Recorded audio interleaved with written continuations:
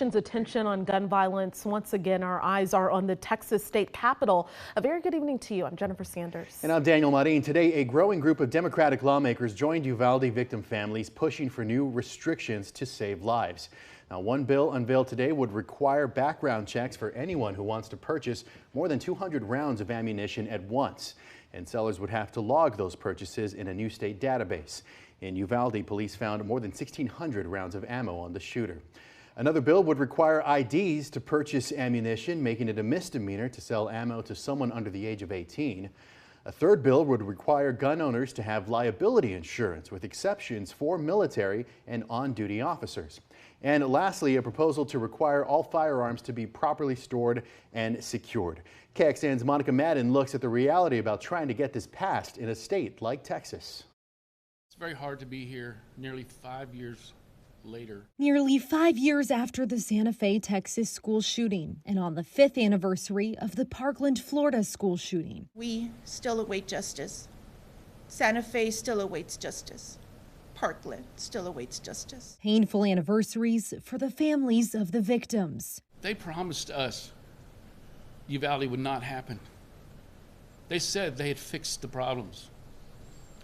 And when Uvalde happened, it broke us. Reigniting their calls for change in hopes other families don't have to experience their pain. No one is immune to a bullet. Nobody should endure the life-altering grief of losing a family member to gun violence. It's why Senator Roland Gutierrez and other Democrats say it's time to change Texas's gun laws. It's important that the Republicans in this building understand that we have to do something to make it harder for this to happen. But what they call common sense is up for debate by many Republicans. We'll have a robust discussion on the intersection between safety and dialing back Second Amendment rights. Just want to make sure that we don't dial back the rights of everyday Texans. Families hoping lawmakers do something to ensure others in the years to come don't have to know their pain. And it's just ridiculous to me that I'm standing here yet again asking for your help to save the next kid's life because you can't save mine.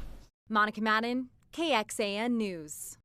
And Senator Gutierrez has promised routine news conferences with Uvalde families all session long until he gets some headway on the bills he's introduced. And this is on top of a bill introduced for the session meant to give teachers the opportunity to immediately notify law enforcement and first responders in an emergency. Going in depth right now, we told you last month for a second session in a row, Democratic Representative Sean Theory of Houston put forth the panic button bill.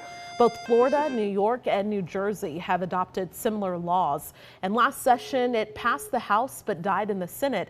This year, she is working with Republican Senator Brandon Creighton of Conroe.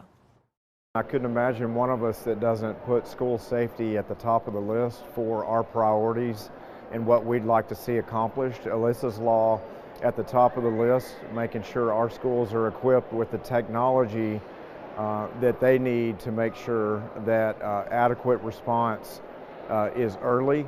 And we all know that in the first 3 minutes of a tragic situation like that, response is everything. And the legislation doesn't require school districts to adopt a certain brand or company make of panic alert systems. Read more on one of the options we looked at with this story on KXAN.com. And also online right now, check out the work of our ongoing series, Stop Mass Shootings. The entire project really focuses on the exploration of solutions in the wake of the last May's attack in Uvalde. Find that special section under the news tab at KXAN.com.